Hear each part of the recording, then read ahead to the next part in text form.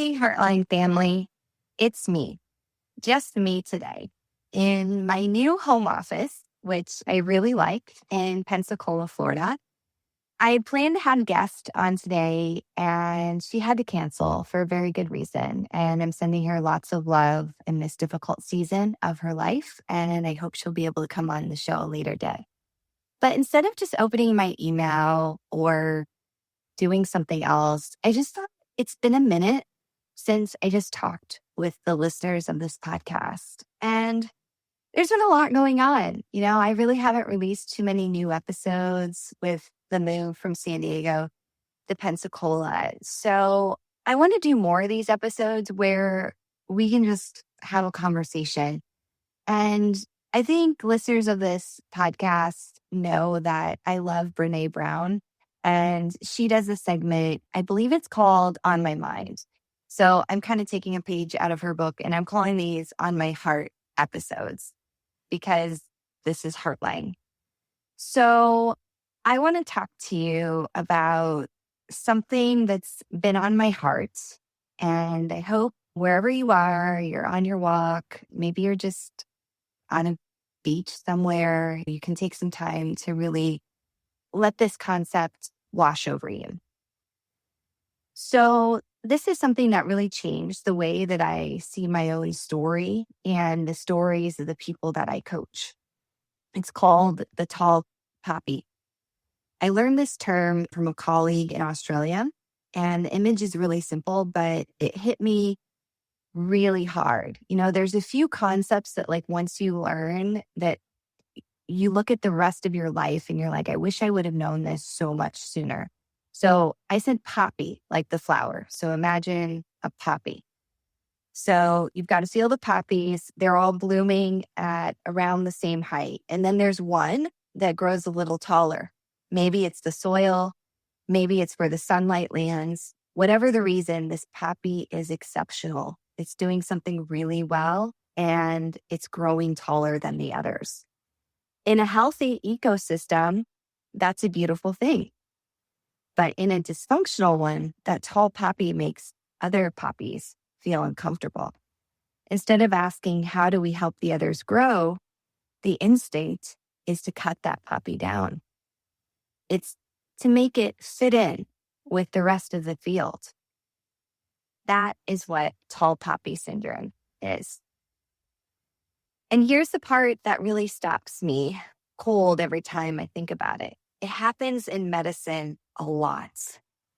It happens in community shops, in academic shops, in departments and programs and committees that say that they are committed to excellence. We say we value innovation and leadership and courage, and then quietly, and sometimes not so quietly, we cut people down for embodying exactly those things. Maybe you're really good at organizing, and that starts to get under people's skin. Maybe you build something new and it becomes really successful, and the credit gets migrated to somebody else. Maybe you ask really hard questions and you find yourself increasingly on the outside. If any of that sounds familiar, you're not alone. Here's where the tall poppy concept gets connected to another concept we've talked about many times on the podcast. When you're a tall poppy, and I've been there, one of the most common tactics to cut you down is gaslighting. The problem you identified, suddenly it doesn't exist. Or it did exist, but you didn't really fix it. Someone else did. Or you're being too sensitive, reading too much into things, making mountains out of molehills. Gaslighting is insidious because it attacks your perception. And for those of us who are high achievers, physicians especially, you're trained to question yourselves, to check your work, to look for an error. And so it's really easy to turn that instinct against us. Once I had the language of the tall poppy, things that had happened earlier in my career finally started making sense. Events I had filed under, I must have done something wrong, got a different label. Not victimhood. I want to be clear about that. Something more accurate. And a shift started happening, and it was incredibly freeing. Since I started coaching, I see this pattern constantly. People come to me after not getting a promotion, after not being selected for a leadership role that they were obviously very well qualified for. And here's the thing about physicians. Many of us get to mid-career and we've never been rejected. Think about it. You worked hard to get into undergrad. You got into the medical school, often of your choice. You matched into residency. The system, for all of its flaws, it does reward this effort. And for many of us, the first professional rejection is gutting and nothing that we've ever experienced before. It shakes your identity. And so we sit with that.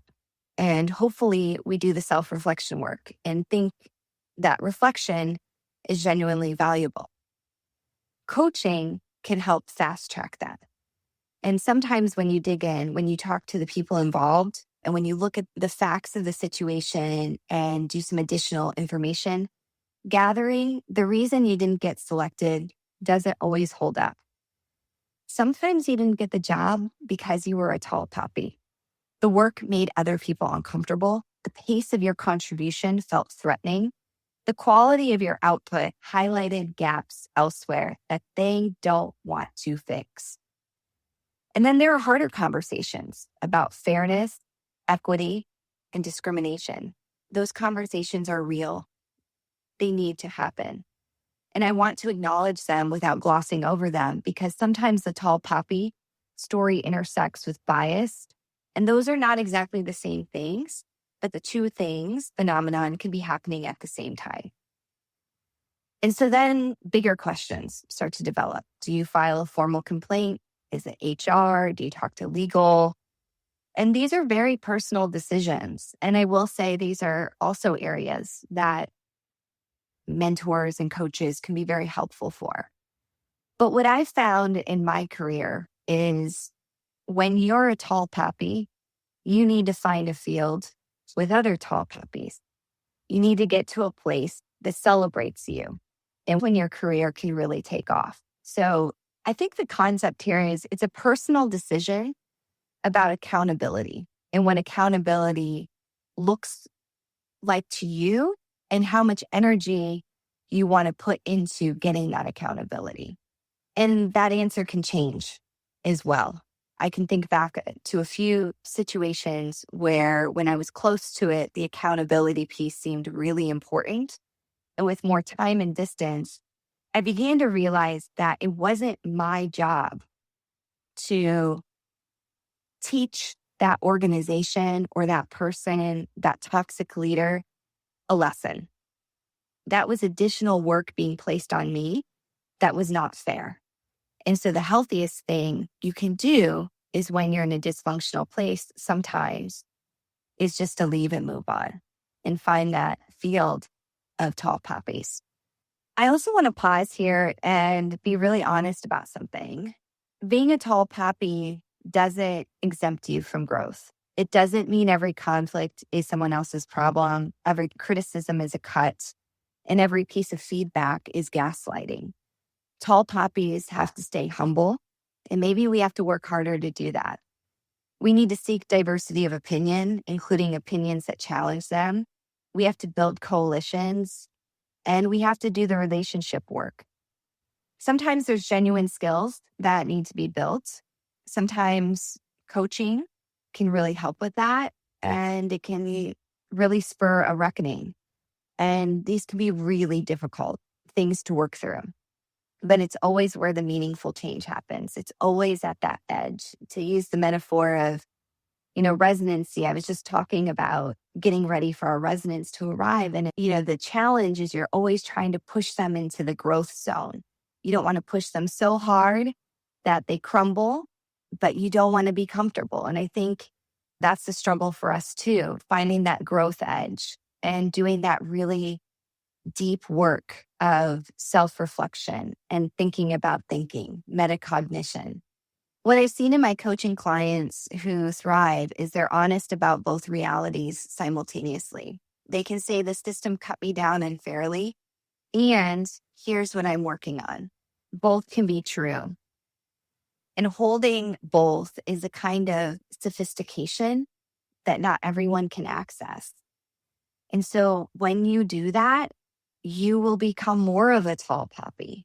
And that can be its own struggle, because as you're doing that deeper work and you're in spaces where other people aren't doing that deep work, that's kind of the thing I'm struggling with right now. So if I'm going to therapy, if I've got a coach, I'm doing this reflection, and I'm surrounded by people that aren't, how do you be that leader that inspires other people to create the soil, allow the sunshine to come in for them to be tall poppies too? I don't have an answer for that one. Any listeners out there that do, drop a comment, because that's really what I'm finding to be the hardest part right now. There's one other thing I've really noticed about the places where tall poppies thrive. The places they thrive are where disagreement is viewed as normal and even encouraged. Places where tall poppies thrive can hold diverse opinions without everything falling apart. As Dr. Brene Brown talks about, you can rumble in those places. There can be ruptures and repairs happen. Conflict can happen. You can agree to disagree. You can pause and say, we haven't gotten to an agreement on this, and we're going to have to keep coming back to this. This is a sticky one. This is complicated. There are many complexities to this issue that we're not going to solve in a single conversation on a single email thread. But you can get into that real conversation when it's uncomfortable and come out on the other side still in relation with the other. The capacity for this healthy conflict, for intellectual tension, for honesty, it's not common. It is possible though. And I have seen healthcare organizations that can do it. And so if you're not in one of those places, it doesn't mean that they don't exist. Although when you're in a place where it's lacking, it does feel like there's no place that exists that you can actually have healthy disagreements and functional conflicts. It exists though. So as we wrap up today on this monologue episode, I also want to just highlight how important community is for tall poppies in particular. I think many of us are struggling with social media, and is social media a place of community, or is it faux community? Is it performative? Is it real connections? And I really struggle with this because one of the best friends of this pod is Dr. Cheryl Martin from Australia. And the reason Cheryl and I are friends was Twitter, when Twitter was fun back in the day. That's where we started sharing different ideas and collaborating. And I don't really know if Cheryl and I would be as good of friends as we are today without social media. So it's complicated, right? What I have noticed is there is a real desire for connection and community. And many of us are skeptical of the people in control of social media and if those spaces are actually creating community or just advertising dollars. And by the way, one of the key drivers of keeping us engaged on social media is divisiveness. And so many of us are going underground. And what does that look like? Well, one space that I'm spending time in is the Physician Coaching Collective, led by Dr. Sheeta Shaffi, also friend of the pod, Dr. Vanessa Calderon, and Dr. Chrissy Ott. This is a community for physician coaches.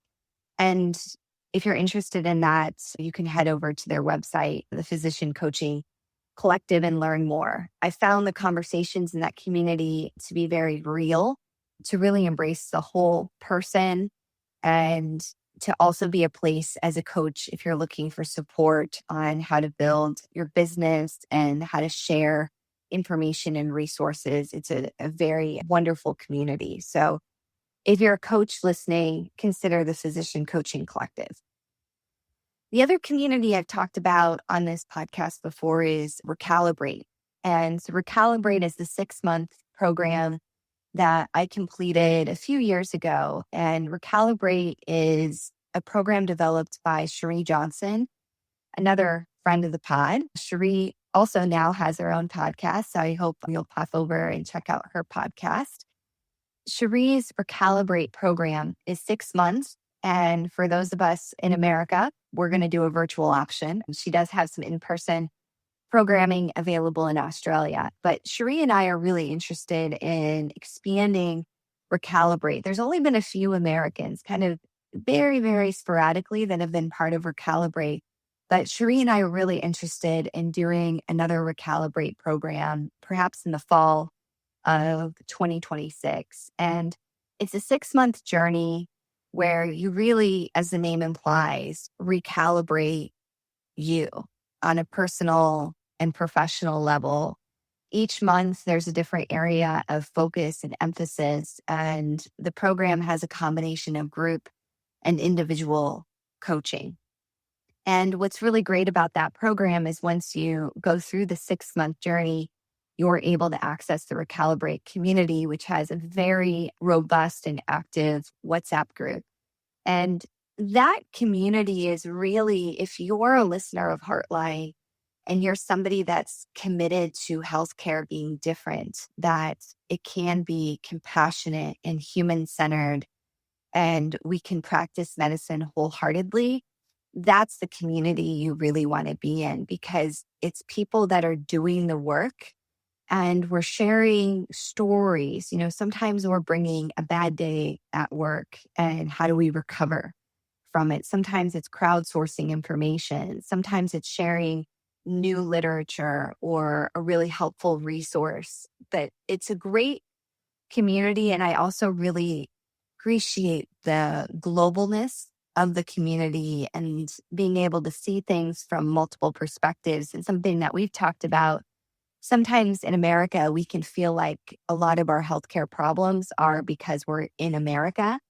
And the great thing about that community is it reminds me that our colleagues in Canada, in New Zealand, in Australia are also struggling with a lot of the same problems. Some are different, but there's a lot of same threads that are happening in other countries as well.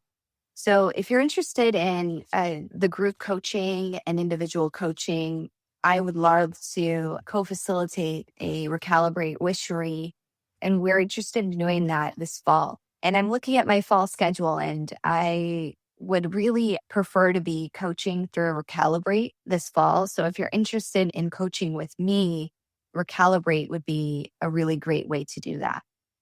So as we close, I am going to just say a phrase that I've said many times. Healthcare is really, really hard right now. And so is just being a human. I'm going through another phase right now where I just can't listen to the news. There's just too much going on right now. And it's really affecting my well-being. So I really have to only check in with the news right now about once a week. So healthcare is hard and being a human's hard right now. In this community of Heartline, we are a community of change makers. And we know healthcare in the world doesn't have to stay this way. We're not naive about the problems, and we are choosing to keep doing the work, to keep pushing, and to keep growing. So change makers and tall puppies, draw a Venn diagram. The overlap is enormous. If you're a change maker, you're a tall puppy. Community and coaching won't protect you from every hard moment, but they will make sure that you're not ever alone. And as a tall puppy, will help you find the field in which the soil is nourishing and you can find your sunshine and find your other tall puppies. So if you're curious about either community, Physician Coaching Collective, or Recalibrate, shoot me an email at andrea@andreaaustinmd.com. I will link you to whatever resource. And if you're interested in individual coaching, maybe you're navigating your own tall puppy moment or season of life or something else, shoot me a message. AndreaAustinMD.com. I'm also still checking my messages on Instagram and LinkedIn. So you can find me at Andrea Austin MD on either LinkedIn or Instagram. And I'm happy to set up a one-on-one to figure out what solution would be best. Individual coaching, linking you up with Recalibrate, linking you up with another coach that I know that I think would be a good fit for you. That's one of the things that's really important to me is as much as I want to grow my coaching practice, my promise to you is if I'm not the right coach for you, I will make a referral. And I feel very, very strongly about that. So if you're having a hard time out there or you're looking for something new, or maybe things are going really well, but you're facing a new challenge and you want to be able to crush it even a little harder, coaching can be that for you. Reach out. So until next time, take time for yourself, breathe, rest. You deserve it, and keep following your heart line.